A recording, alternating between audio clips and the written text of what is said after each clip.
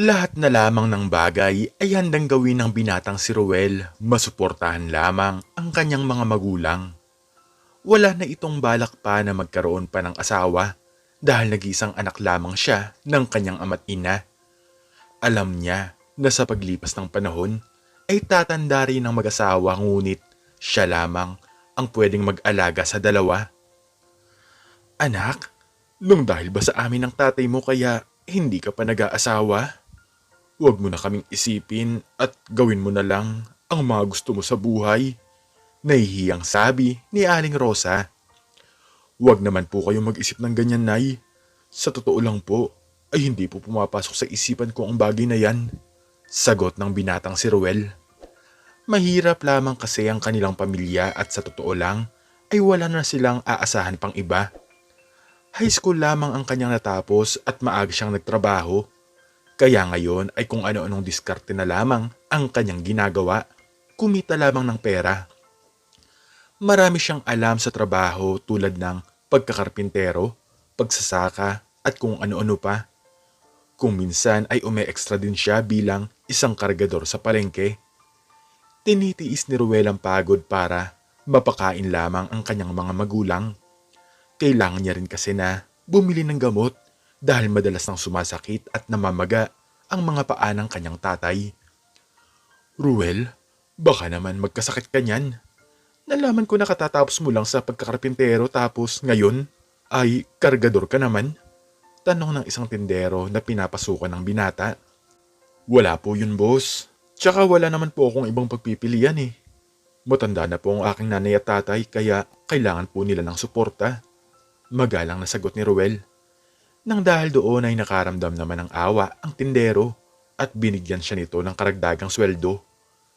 Napakasipag mo talaga, Ruel. Hangat talaga ako sa'yo. Ngayong araw ay dodoblehin ko ang sweldo mo. Nakangiting sabi ng lalaki.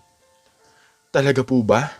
Maraming salamat, boss, dahil malaking tulong po talaga ito para sa akin. Huwag po kayong mag-alala dahil lalo ko pa pong sisipagan. Masayang sagot ng lalaki. Mabigat man ang mga problema na kinakaharap niya sa kanyang buhay, pero andyan naman ang mga tao na sumusuporta sa kanya. Pero kung minsan ay nakakaranas din siya ng pangmamaliit mula sa kanyang dating mga kaklase na ngayon ay meron ng magagandang trabaho. Ruel, ano? Ganyan na lang ba ang buhay?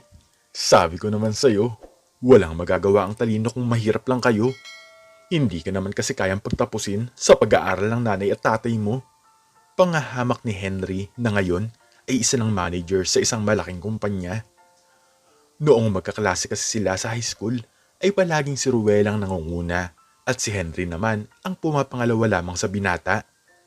Inggit na inggit talaga ito dahil hindi niya ito magawang malampasan. Hindi na lamang sumugot si Ruel dahil ayaw nito ng gulo. Sa totoo lang ay nanliliit na rin naman kasi ang tingin niya sa kanyang sarili. Ano? Ngayon, hindi ka makapagsalita? Nakakatawa ka talaga dahil dyan ka lang pala babagsak. Pangaasar ni Henry. Pinapalampas na lamang ng binata ang ganitong mga pangyayari. Wala siyang balak na magsayang ng oras sa mga walang kwentang bagay dahil ang palagi niyang iniisip ay ang kanyang nanay at tatay. Naglakad na lamang papalayo si Ruel dahil wala namang mangyayaring maganda. Nang mapansin nito na umalis na ang kanyang dating kaklase, ay ipinagpatuloy na niya ang kanyang trabaho. Lumipas ang ilang oras ay pauwi na si Ruel sa kanilang bahay at natanggap na nito ang kanyang dobleng sahod. Napansin niya ang isang matandang pulubi na namimilipit sa gutom. Tay, okay lang po ba kayo? Maghintay lang po kayo dito at bibili lang po ako ng pagkain. Nag-aalalang sabi ni Ruel. Napatingin ang binata sa kanyang pera at sobra-sobra naman ito. Naisip niya na tinulungan siya ng kanyang boss kaya dapat din siyang tumulong sa ibang tao. Agad siyang bumili ng tinapay at mainit na kape nang sa ganon ay mainitan ang kumakalam na sikmura ng matanda. Tay, ito na po at kumain na po kayo para matigil na po ang sakit ng nararamdaman nyo. Nagmamadaling sabi ni Ruel. Agad kinain ng matandang pulubi ang kanyang ibinigay at ilang minuto ang lumipas ay naging normal na ang lahat. Maraming salamat, iho. Sadyang kay buti talaga ng Diyos dahil ginamit niya upang tulungan ako. Pasasalamat ng matanda. Walang anuman po tay. Mahirap lang din po ako kaya alam ko po kung ano ang nararanasan nyo. Meron din po akong nanay at tatay kaya hindi ko po kayang tiisin ang mga katulad niyo. Nakangiting sagot ni Ruel. Bago pa man magpaalam ang binata ay binigyan pa nito ng 20 pesos ang matanda. Pwede niya raw itong ipambili ng pagkain sa oras na nagugutom siya. Isang malaking pagngiti ang nakita ni Ruel bago pa niya iniwanan ang matandang pulubi. Ibang saya ang naramdaman ng binata matapos niyang matulungan ng ibang tao. Nakakaawa talaga siya. Maswerte pa pala si nanay at tatay dahil meron pang anak na nag-aalaga sa kanila. Sino kaya si tatay at bakit kaya siya naging isang pulubi? Tanong ni Ruel sa kanyang isipan. Ilang sandali lamang ang lumipas ay nakauwi na ang binata sa kanilang bahay. Nay, tay, kumain na po ba kayo? May pasalubong po ako sa inyong tinapay. Masayang bati ni Ruel. Maraming salamat talaga anak. Kahit na kailan ay hindi mo talaga kami pinapabayaan. Patawarin mo kami ng tatay mo ha. Kung nagiging pabigat kami sa'yo. Nakayakong sagot ni Aling Rosa. Kitang-kita ng binata kung paano kumain ang kanyang mga magulang. Gutom na ang mga ito dahil hirap na rin silang tumayo. Siya lamang ang tanging nag-aasikaso sa dalawang matanda dahil hindi na rin naman kayang magtrabaho ng dalawa. Maaga kasi tinamaan ng mga sakit nang dahil sa kakulangan ng sustansya na pumapasok sa kanilang katawan. Hayaan niyo po sa susunod ay makakabili po ako ng masarap na ulam. Kapag kumita po ako ng malaki ay hindi muna po ako magtatrabaho para maalagaan ko po kayo buong araw. Magalang nasabi ni Ruel. Napaiyak na lamang ang kanyang ama't ina nang dahil sa kanyang sinabi. Para sa mag-asawa ay sobrang swerte talaga nila na magkaroon sila ng anak na katulad ni Ruel. Kung sa ibang mga anak kasi ay pababayaan na lamang sila nang dahil sa pabigat na lamang sila sa buhay. Wala silang ibang gagawin kundi ang umasa nang dahil sa matanda na silang dalawa. Palagi na lamang ipinagdarasal ni Aling Rosa ang kanyang anak na palagi niya itong gabayan at samahan sa mga pagsubok sa buhay. O Diyos ko, wala man po kaming maisukuli sa aming anak pero alam kong hindi niyo po siya pababayaan. Maraming salamat po Panginoon sa lahat ng mga biyaya. Dasal ni Aling Rosa. Kinabukasan ay kung ano-anong trabaho na naman ang pinasok ni Ruel. Natapos na niya ang kanyang ginagawa sa pagkakarpintero kaya sa umaga ay naglakaw muna siya ng gulay sa kanilang bayan. Pagkatapos noon ay muli siyang dumiretso sa palengke bilang isang kargador. Muli ay nakita niya ang lalaking si Henry at alam niya na muli siyang hahamakin nito. Kasama ng lalaki ang kanyang mga anak at mukhang mamamasyal sila sa malayong lugar. Mga anak, mag-aaral kayo ng mabuti ha? Para hindi kayo matulad sa kanya. Tingnan nyo, kargador sa palengke oh. Gusto nyo ba na ganyan kayo sa paglaki nyo? Tanong ni Henry sa kanyang mga anak. Ayaw ko po na maging katulad niya. Sagot ng bata. Huwag kang mag-alala anak, dahil hindi talaga ako papayag na matulad ka sa kanya. Pagtatapusin kita sa pag-aaral anak, sabi ni Henry.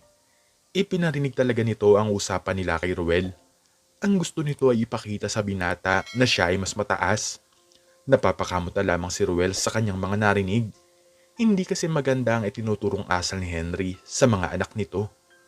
Lumipas pa ang mga araw ay naglalakad ang binata pauwi sa kanilang bahay.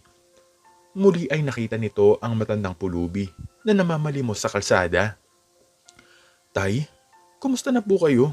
Kumain na po ba kayo? Tanong ni Ruel sa matanda. Hindi pa ako kumakain pero wag mo na akong isipin. Nakakahiya naman sa'yo iho. Sagot ng matanda. Nako naman si tatay, nahiya pa talaga sa akin. Pareho lang naman po tayong mahirap. Sige po at ibibili ko lang po kayo ng makakain. Natatawang sabi ng binata. Sa pagbalik ni Ruel ay nakita niya doon si Henry. Narinig ng matandang pulubi kung paano nito hamakin ang binata. Oh, Ruel, nandiyan ka pala. Tatay mo ba yan? Kaya mo binibigyan ng pagkain? Natatawang sabi ni Henry. Hindi ko siya kilala pero kailangan niya kasi ng tulong. Bakit? Meron bang masama sa ginagawa ko? Sagot ng binata. Wala naman. Dapat talaga kayong magtulungan dahil pare-parehas lang kayo. Tingnan mo siya, Ruel. Magiging katulad ka niya sa pagtanda mo. Pangahamak ni Henry. Wala na talaga itong iginalang na tao. Pati na ang matandang pulubi ay nadamay sa pangmamaliit nito sa kanya. Ilang sandali lamang ay umalis na din ang mayabang na lalaki. Tay, pasensya na po kayo ha. Mahinang sabi ni Ruel. Hayaan mo na yon, iho.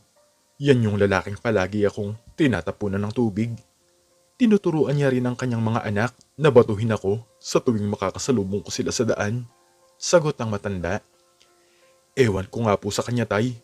Siya rin ang magsisisi kapag lumaki na po ang mga bata.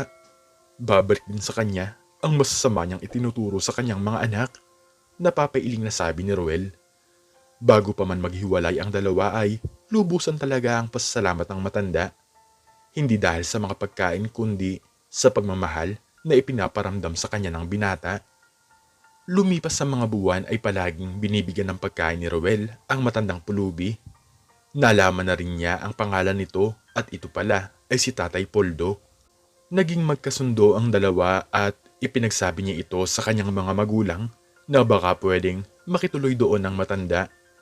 Simula noon ay kasama na nila sa bahay si Tatay Poldo, ngunit kung minsan ay lumalabas pa rin ito upang mamalimos. Kahit nahihirapan sa paglalakad ay tumatakas pa rin ito upang matulungan ang binata sa pagkita ng pera. Tatay Poldo naman, nandito na naman kayo? Pinatira ko na nga po kayo sa aming bahay tapos mamamalimos pa rin kayo. Natatawang sabi ni Ruel. Hindi mo ko responsibilidad kaya kailangan kitang tulungan. Ito na lang ang magagawa ko para makabawi sa'yo. Sagot ng matanda. Isang araw ay sabay na lumabas ang dalawa. Hindi na rin kasi ito mapigilan ni Ruel dahil sadyang makulit ang matanda. Tawang-tawa naman si Henry nang makita nito na magkasama na ang dalawa. Sabi ko na nga ba, tatay mo yan? Pareho lang kayong mukhang pulubi. Ay nako, mga tao talaga. Kawawa naman kayong dalawa. Natatawang sabi ni Henry. Ngunit hindi napigilang sumagot ni Tatay Poldo. Kaysa naman sa'yo, iho. May pera ka nga, wala ka namang tamang asal. Sagot ng matanda. Papatulan sana ito ni Henry ngunit bigla namang humarang si Ruel. Huwag mo siyang sasaktan dahil, sige, ako ang makakalaban mo. Sanay ako sa hirap kaya umasa ka na mabilis kitang mapapabagsak. Galit na sabi ni Ruel. Agad namang nakaramdam ng takot si Henry kaya nagmamadali itong umalis. Pagkatapos noon ay nagpaalam na ito kay Tatay Poldo dahil kailangan na niyang pumasok sa kanyang trabaho. Lumipas sa maghapon ay nagulat na lamang ang lalaki dahil nahihirapang huminga ang matanda. Tay, ano po ang nangyayari sa inyo? Nagmamadaling tanong ni Ruel. Agad niya itong inalalayan pa uwi sa kanilang bahay. Ruel, maraming salamat sa pagtulong sa akin. Hindi na ata ako tatagal. Hukayin mo ang lupa sa likuran ng bahay doon sa may tabing dagat. Doon ako dati nakatira, sabi ni Tatay Poldo. Naipaliwanag pa ng matanda kung saan ito nakapwesto bago ito malagutan ng hininga. Naubos ang pera ni Ruel sa pagpapagawa ng kabaong ni Tatay Poldo, ngunit pumasok sa isip niya ang sinabi nito. Agad niyang pinuntahan ang lumang bahay. Hindi lubos maisip ni Ruel kung bakit ipinapahukay ng matanda ang lupa doon. Hindi siya nagdalawang isip at sinunod na lamang niya ang utos ni Tatay Poldo. Lumalalim na ang kanyang hukay at sa wakas ay may natamaan siya na isang matigas na bagay. Nang buksan ito ni Ruel ay tumambad sa kanya ang maraming ginto. Tatay Poldo, mayaman ka pala pero bakit mo kaya ito itinago? Maganda naman pala sana ang buhay mo. Umiiyak na tanong ni Ruel sa kanyang sarili. Agad niya itong iniuwi sa kanilang bahay at agad na sinabi sa kanyang nanay at tatay. Anak, ikwento din yan sa amin ni Poldo noong nasa trabaho ka. Dati daw siyang sundalo at marami daw siyang ginto. Wala daw siyang balak na gastusin yan dahil galing daw yan sa mga kalaban. Paliwanag ni Aling Rosa. Hindi rin daw naniwala ang mag-asawa sa sinabi ni Tatay Poldo at naisip nila na baka nasisiraan lang ito ng ulo. Ngunit napatunayan nila na totoo ang bagay na ito. Ibinigay ito ng matanda sa binata nang dahil sa kabutihan ng kanyang puso. Simula noon ay ipinalibing nila si Tatay Poldo sa magandang libingan. Sa isang iglap ay bigla ang nagbago ang buhay nila. Gamit ang perang na pagbentahan niya sa mga ginto ay naipagamot na niya ang kanyang mga magulang sa ospital at sa wakas ay mapapagaling na nito ang kanyang ama. Nakapagpatayo rin siya ng malaking bahay at nakapagpatayo ng maayos na negosyo. Matalino naman si Ruel kaya napanghawakan niya ito ng maayos. Isang araw ay nagpapapicture si Henry sa isang magarang sasakyan. Gulat na gulat ito nang buksan ito ni Ruel. "Sa'yo ang sasakyan na yan?" Nanlalaking mga mata ni Henry. "Oo, kaya pasensya ka na ha, dahil kailangan ko nang umalis," sagot ng binata. Pahiyang-pahiya talaga si Henry dahil pangarap niya lang ang ganitong klase ng kotse. Isa ring karma ang dumating sa kanyang buhay matapos bastusin ng kanyang anak ang kanyang boss. Natanggal siya sa kanyang trabaho at siya rin naman ang nagturo nito sa bata. Lumipas sa mga taon ay nakahanap na rin si Ruel ng kanyang babaeng makakasama. Natupad na niya ang kanyang mga pangarap dahil maluwag na sila sa pagpepera. Kahit na lumipas na ang panahon ay hindi nagsasawa si Ruel na pasalamatan si Tatay Poldo dahil ito ang dahilan kung bakit ang kanilang buhay ay nagbago. May dahilan ang lahat ng bagay. Hindi palaging mahirap dahil kapag Diyos na ang kumilos ay walang imposible. Lahat ng bagay ay pwedeng mangyari basta't gumawa ka lang ng mabuti. Ikaw, anong natutunan mo sa istoryang ito?